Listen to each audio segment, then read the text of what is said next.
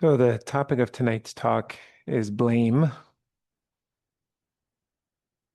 because why not? I thought I'd start with a story.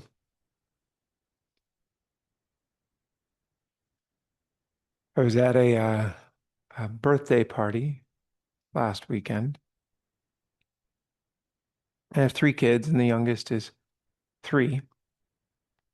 And the birthday party had this great thing I'd never seen before. It was a sort of small backyard-sized bounce house combined with like a water slide kiddie pool.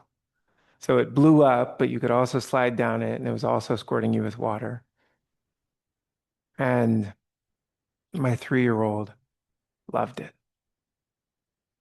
And she started out sliding normally, and then she started jumping herself down the slide and landing on the bottom in the water. And then she started flying Superman style head first.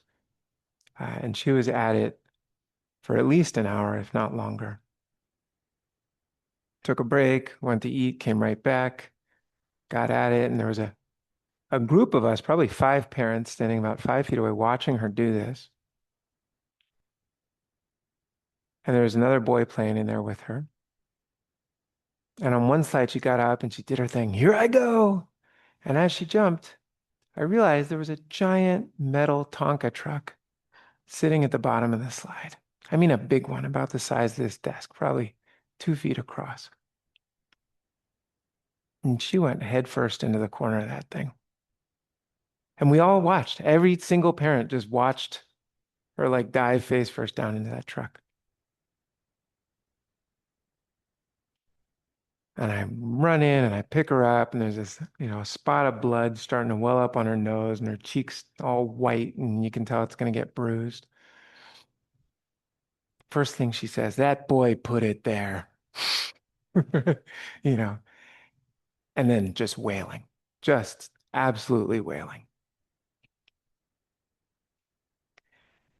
And she's like, sobbing, kind of that deep level of hurt wailing. You can tell with kids, sort of the deeper it goes and the bigger the breaths in between, the more they hurt. And so she was really hurting. And as she's already decided who to blame. But as I'm comforting her and checking her face, trying to figure out, is anything broken? Do I have to take her to the emergency room? And I think not, but how bad's it going to be? My mind is also trying to figure out who exactly to blame. Should I blame the little boy? Should I blame myself for letting her get increasingly wild? Should I blame her for not looking at the bottom of the slide before she jumped down? Should I blame anybody else? The parents, maybe? So my mind is going through this process, right? I'm patting her, I'm saying it's going to be okay, and I'm trying to figure out whose fault it is. And it's everywhere. Blame is all over the place. It's, for those of you who've been watching the World Cup, it's right, it's that goalie who inexplicably came very far out of the box. Uh, it's a colleague who puts together a sloppy presentation on something that really matters. In my house, it's the kid who took too long putting their shoes on and then caused the rest of us to be late in a cascading series of mishaps. A co-parent who doesn't enforce the same rules, a recycling truck that's going unbelievably slow and messing up your plans.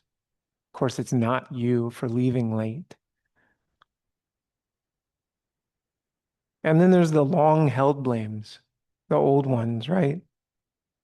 The mom or dad who tried to control every aspect of our life, right? Or the parent who didn't pay much attention at all or wasn't there.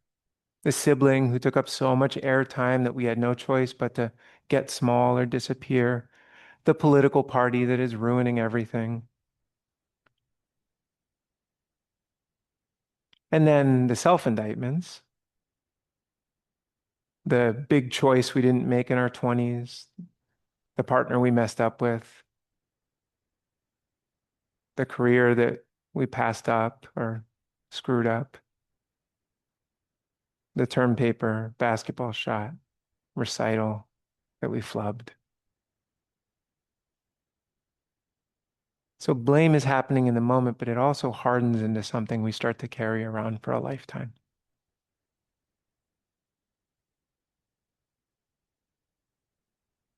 And this might go without saying, I'm realizing it's not in my notes, but for me, it doesn't feel very good. It's unpleasant. I don't know how you all experience it, right?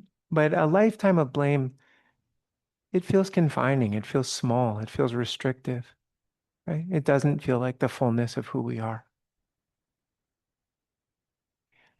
But it also serves a purpose that actually, at least in the short term, sometimes makes us feel better. Tara Brock, who used to teach here and who's really, in many ways, this sort of spiritual mother of this community and this tradition, she often talks about blame as a covering over, a way of the mind actually trying to not feel even more painful things that are underneath it, like grief or shame. She calls it a trance. And I think there's a lot to that. Right in that moment, I'm looking at my daughter and this little puncture wound on her nose, and her cheeks are puffing and changing color, and that wailing is just so hard to hear, right? It's her mouth is this far from my ear. And I'm trying to imagine, are the bones broken? Are there muscles to, all the thoughts. What's it like under the surface?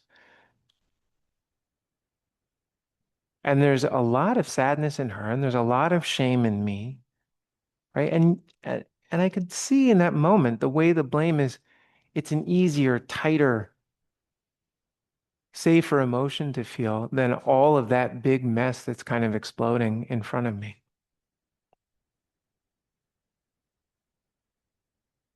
A few people actually in recent conversations have admitted after we sort of explored some that that horrible feeling of their inner critic, right, blame directed inwardly, that part that's always telling them that they screwed it up, even when it's at its most savage, is actually strangely preferable to the feeling of incredible shame or confusion or fear or dread that's underneath of it. In some very perverse way, it is safer to just be brutal on myself than to feel awful about life circumstances that are possibly entirely out of my control.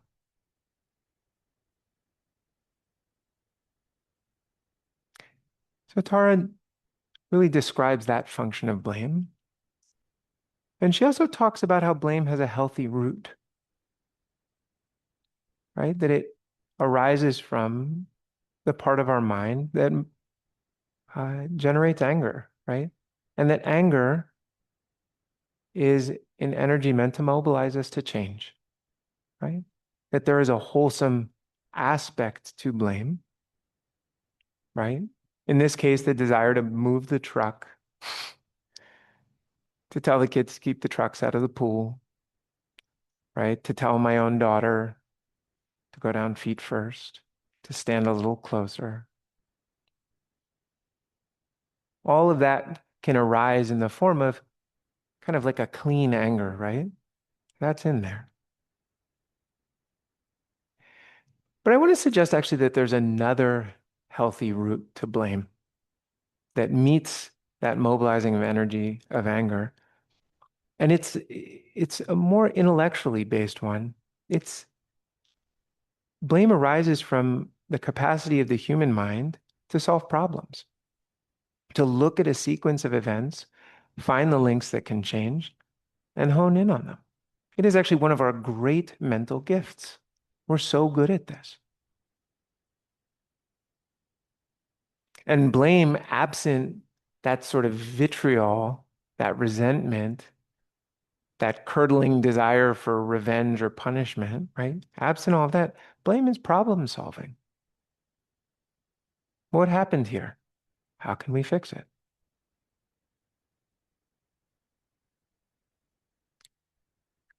You know,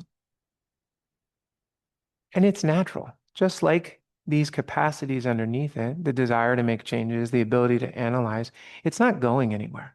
You are not going to Buddhist your way out of blame. You're not going to meditate your way out of it. It's here.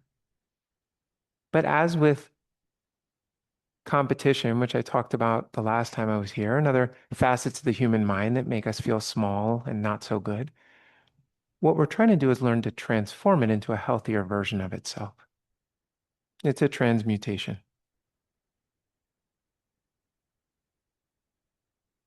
Like my daughter, right? Most kids have blame hardwired into their system. I was taking my brother once down the streets of Boston. I'm 12 years older than him, so he was probably 1.5 or 2, and I was 13 or 14. I was rolling him in a red wagon, and with nothing but love, I thought it'd be really fun for him if I did a wheelie with the wagon, lifted up the front. And it didn't occur to me that wagons have no back and nothing to hold on to.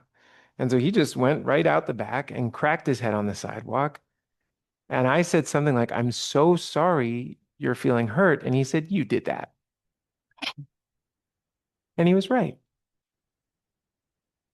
And it was important, right? He needed me to know that I was the causal link in that series of events that caused the problem, right? It wasn't that he was just hurt out of nowhere. It was that his older brother hadn't thought carefully about what he was doing.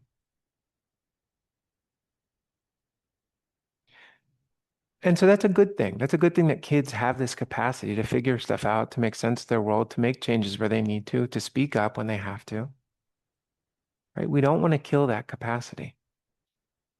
Psychologist Fritz Heider says that we're all intuitive scientists. This is something the human mind can do, and we can celebrate that. Taking it a step further, another psychologist, Judith Herman, who was one of the early scholars of trauma, posited that, and I'm going to quote her, uh, actually, I won't quote her, that it's a long quote. Let me summarize.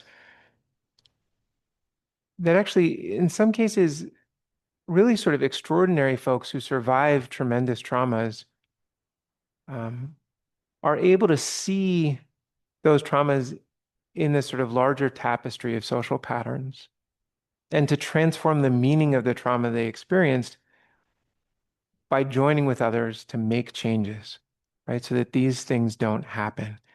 And she actually says that when, on a personal and a social level,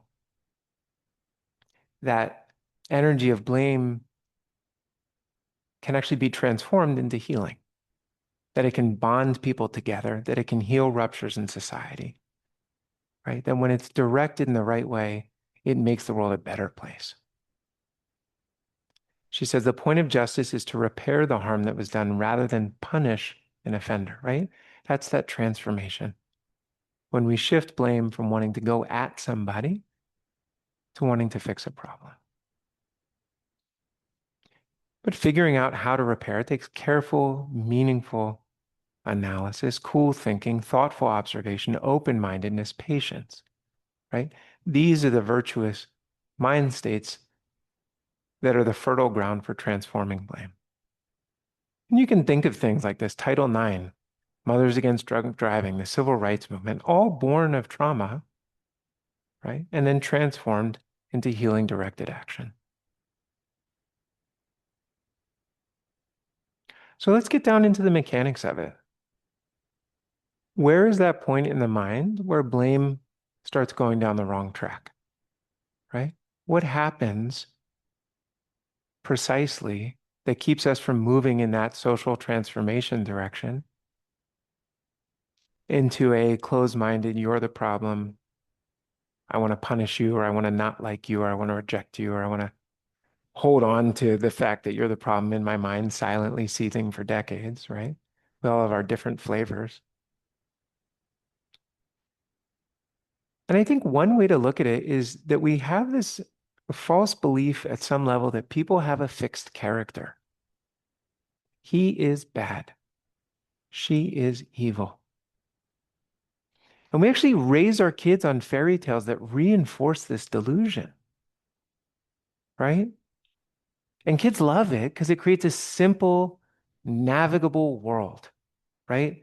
There are the bad guys, there are the good guys. Root for them, right? Praise the good ones, remove the baddies, love the virtuous ones, resist the evil. And the Buddha saw this and said, that is a misperception. That is a delusion, fundamentally, and one that's going to cause all kinds of problems in the human mind. And you make a slight twist, and it sounds like this: praise the good, which can flow through anyone. Remove the bad, which can flow through anyone. Love virtue, which can flow through anyone. Resist evil, which can flow through anyone. Right? These are currents that weave themselves in and out of all of our humanity. My Uncle Jack likes to say, there's a little Mussolini and a little Hitler in all of us. Another cultural touch point that I love, the movie Spirited Away by Hayao Miyazaki. I might have referenced this before, but it's worth coming back to. There's this monster in it. It's this sort of serpentine, black and white, gelatinous thing that's called like a stink spirit. And through the movie, it's kind of lurking behind the characters, and it really seems to be like the great force of evil in the movie. And at one point, the main character kind of takes a closer look and starts pulling all this garbage out of it. Then it turns out to be this majestic river spirit that's just been all clogged up with trash. And it leaves behind this kind of magical gold in its wake before it departs. And I love that, right? It's an antidote to the fixed fairy tale where characters are good or bad, right? It's an understanding that people have complex natures, and then when things get bottled up inside of us, we can start to move in unwholesome and unhealthy ways. And blame's like this. It's a natural, healthy process that gets bottled up inside of us. It gets blocked by some misunderstanding, and it starts to fester. It gets blocked by this understanding that everybody is capable of good and bad.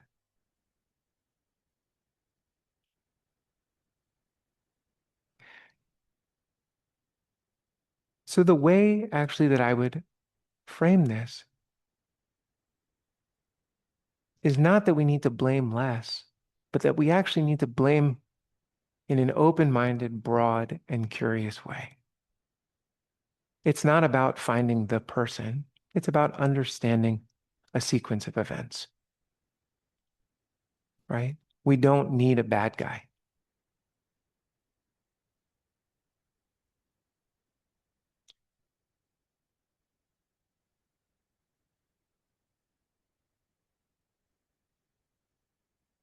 In the Dhammapada, the Buddha also sort of discusses another function of blame, right? Which is it can push attention away from ourselves, right? When we create a bad guy, when we want vengeance, it allows us to inhabit the hero part of the fairy tale, right? From the Dhammapada, verse 252, it's easy to see the faults of others and hard to see one's own. For the faults of others are tossed high like hay, while one's own are hidden like a cheat hides a bad hand.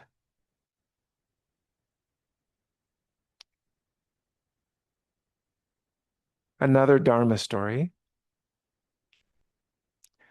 There's a man crossing a river, and his boat gets struck by another boat, and he jumps up, and he's screaming and he's cursing at the other boatman and his ancestors, and he's enraged and calling him a moron and look at what you've done to my boat. And then he sees that the boat's empty. It's just been drifting and crashed into him. Everything in him changes, right? In that moment. the mind all of a sudden has to review the situation in a completely different light. Oh, I didn't see that boat coming. I wasn't paying attention. And we yearn for that fairy tale version of the world where we're the good guys and somebody's the bad guys, because it keeps us from having to stare in this big abyss where A, things are often out of control. We can't see all the boats coming. B, sometimes we're at fault for reasons due to the limitations of our humanity, or sometimes because we let ourselves get infected by some unwholesome thoughts, some unfortunate delusions.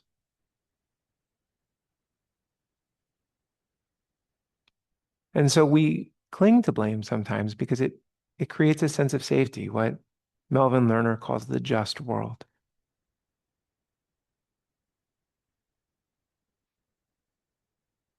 But if you move past blame, right, if you let your problem solving be open-minded, if you don't stop at finding an enemy, yourself or anybody else, right? If you do this process without a bad guy, what you find are what the Buddha called the three marks of existence,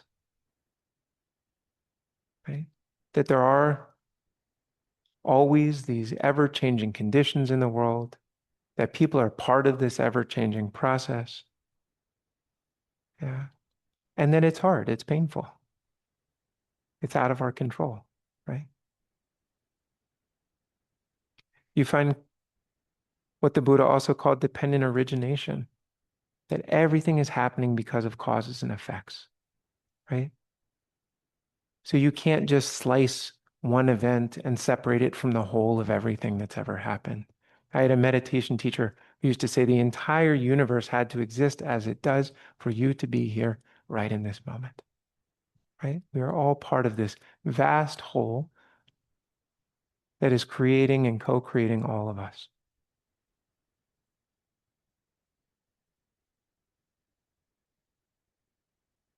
And sometimes that realization can feel liberating. Right? That can be insight that leads to true spiritual freedom. I see that I'm a part of this. I'm neither the bad guy nor the good guy. I can do my best to cultivate a mind that's open and loving and curious. But it can also be absolutely terrifying because the world can seem out of control and scary and hard to decipher amongst all these myriad causes and hard to make sense of things. And there's so much we don't understand. And there's so much that hurts. Right? And so what we often sort of pass as an easy, attainable spiritual freedom is also for many people a little bit scary, right? And you might kind of poke your head out and look at the real world and say, no, thank you. I want to go back to, you know, rejecting these people, keeping my prickles up, delivering punishments where they're required.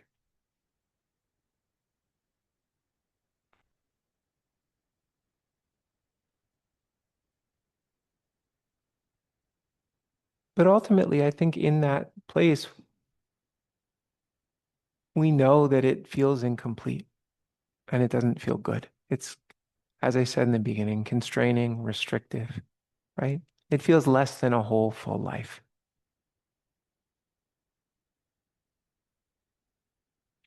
One more story. This actually is also from a Tara talk, um, which is in turn from a movie, The Interpreter. I don't know if you guys know this story. But there's a guy who kills someone, and he's, as a sort of custom or process after this, he's bound up and thrown in a river with the family of the person killed watching. And they're given a choice. You can let him drown and have your justice, right? You can sort of bring blame to its logical final conclusion. He is evil, remove the evil.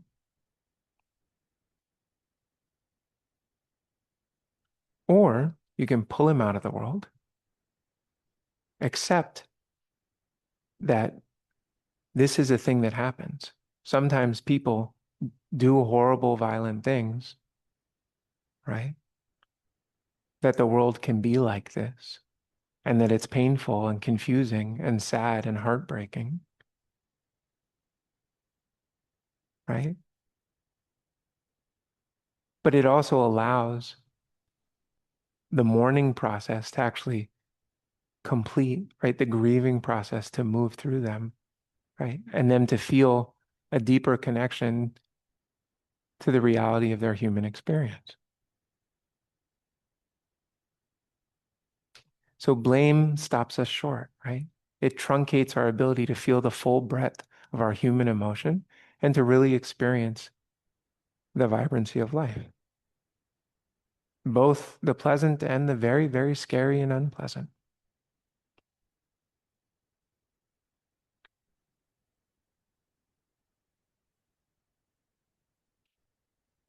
So the last thing, just touching on kind of, well, how do I do this in a healthy way?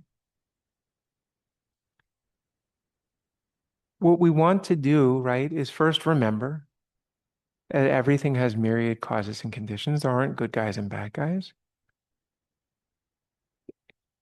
Two, remember that it's okay to try to fix problems, right? Nothing wrong with that. And three, and this is where the practice comes, right? I want to make a connection between the meditation we do and what I'm talking about here. We have to watch the mind. Because if you try to solve the problem from that initial state of reactivity, when you're still hurting and you're trying not to hurt, and the mind is trying to cover over all these painful feelings, and there's tons of anxiety and shame and all that stuff swirling around, what's going to come out in that moment is most likely not going to be the healthy version of this process. That is not the time to figure things out, right? It's just not the moment to start pointing fingers. Instead, the Dhamma points us to this concept, and I am going to butcher the Pali here because I've never actually heard anybody say it. It's Codana, Kodana, presumably. It's a rightful reproof. And Sariputta, one of the Buddha's lead students, and sort of considered very developed in wisdom, encouraged other monks to by saying, before you raise a fault with someone, you have to establish 5 things in your mind. Right? So check before you start the analysis process, check for these 5 things. I will speak at the right time, not the wrong time. I will speak truthfully, not falsely. I will speak gently, not harshly. I will speak beneficially, not harmfully. And I will speak lovingly and not from secret hate. I love that idea, secret hate, right? How often is there a little twinge of secret hate? You know, you go to your partner to tell them, oh, you bought the wrong kind of bananas. I like the organic bananas. And if there's just that little bit of secret hate, they know, right? They can feel it. We all can, right? And Sariputta said, you got to check all these things. Have I cooled down, right? Is it the right time? Am I approaching this honestly? Meaning, am I also admitting my faults, the other factors in this situation, the many nuances? Am I being gentle? And am I holding on to a little tinge of secret hate? Or is this coming from a place of love?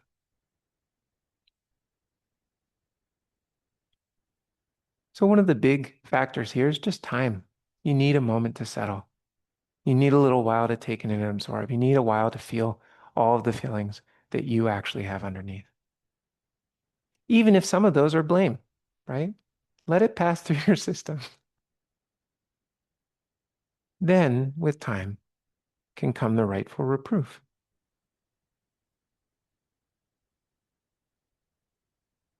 So I moved the truck. I asked her not to slide down head first. I asked the other kid not to put trucks in the pool.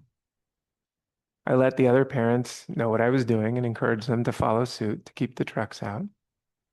I admitted that I probably shouldn't have let my daughter be doing all of that, right?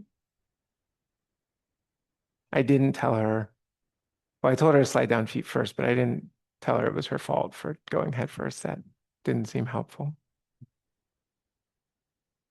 And my hope is that her watching that process, right, a little bit of that sinks in, right? I think when we get to see people do it this way, it feels better, right? And it creates a world that maybe isn't predictable or easy, but it's a world with people who are trying to do the right thing in the right way, in the right time. So I'll pause there and just let that sink in for a moment.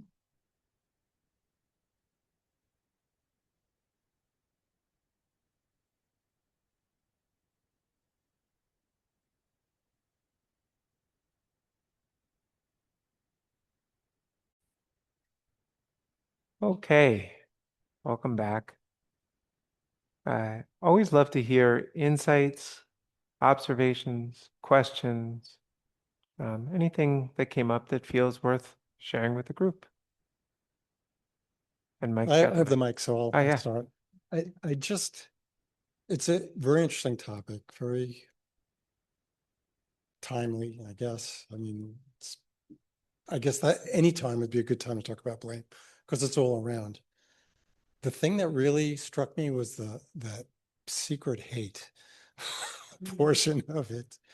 And I never really thought about that before, but yeah, that's something I have to turn my attention to because I certainly have that little bit of it, and I'm definitely going to set an intention to examine that and try not to have that or deal with it. So I want to thank you for that. Yeah, no, I'm glad that one connected, Mike. And you know, the secret hate, I think the reason I love my uncle's joke about a little Mussolini and a little Hitler and all of us is like we all have the secret hate. And I think there can be almost a mistake in trying to not see it or squash it reflexively. It's like it's there, you know? Yeah. And sometimes if even just looking at it for a second and making a little space for it, it kind of it dissolves. Sometimes not so much. Um, but I appreciate, yeah, that connected. It's just, it's good to know it's there and acknowledge it. Right, So, yeah. right. Even with people for whom we might otherwise profess to have nothing but love. Yeah, yeah. It was just an observation that concept of secret hate really connected, that it's a thing to keep an eye out for. Yeah. Thanks, Mike.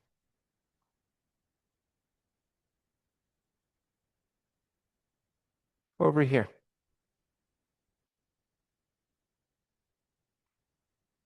Go feet first is excellent advice for any physical activity. It'll save your life if you're skiing. Good advice. Thank you. Feed first is good advice for physical activities. Yeah, it's true. And now she really knows feet first. Yeah. She tried to go head first again. Yeah. No, I told her not. Oh, she kept doing the slide. Oh yeah. Yeah, well she's a third kid with two older siblings and two dogs, so she just gets knocked down a lot. It's- She's tough. Yeah. Thank you. Other, we have maybe time for two more, three more.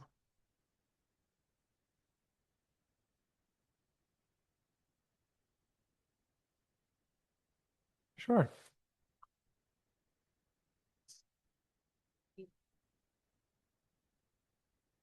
My name is Fedora. An 84-year-old hospice patient of mine last week told me something very simple but very beautiful. And it was rather about opinions, but I think it can also stand for blame. And what he said is that now that he is so old and he reflected about a lot of aspects of life.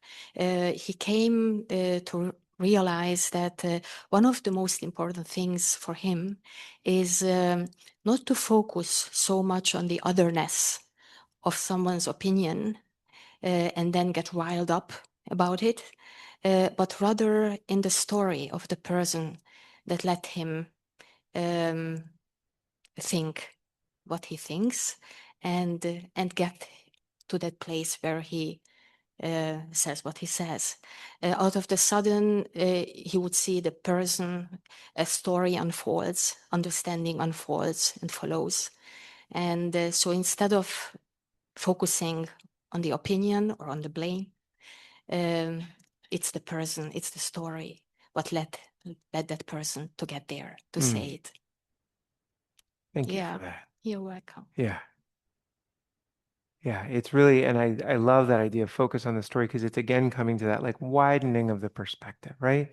There are so many things that led up to this moment. If you stay locked in on the little moment where they give you the opinion or they do the thing, the mind is kind of fixed and constrained in a single moment in time. But as soon as you back up and see the big story, it all changes. Yeah, thank you. Maybe one more.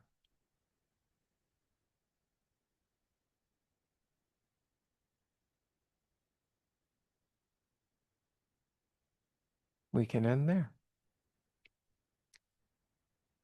Oh, we got one from the back. Observation, and that is that in my experience, I think a lot of blame originates in our families of origin, and that it takes a lot of maturity and growing up to release the blame we have for how we turned out, because there's so much conditioning. And I mean, that there's a lot that could be said about that, but I think families of origin set the tone for the way in which we blame and learn to rise above that as we mature. Yeah, and the Dharma, the Buddha did a really cool metaphysical thing with this concept of family of origin. He said, don't stop at your parents. Go back to your parents' parents, then your parents' parents, and actually go back a few thousand eons ago. And he said, I've meditated and can see in all directions, past and future, and it's just a big cycle of people mistreating each other, right? Right? This is samsara. Right? You're swimming in a sea of muck. So why stop with your parents? Blame all of you. And this is dependent origination, right? We're all in this sauce together, kind of elbowing each other and blaming each other and hurting each other and jostling each other. And if you just stop at one generation above you, you're missing the big picture, right? And the Buddha said that the freedom from this, right, is not to, you cannot fix the muck, right? But you can find a release, right? A way that the mind no longer has to be bound up in it, right? A way of no longer relating to your sort of small character and history within that story. Oh, I am the person who was hurt by this person, and this is my sad story of my life, right? That there's actually a vast way of just being in this without being of it, right? And that's the gift of the Dharma. So thank you for bringing that up.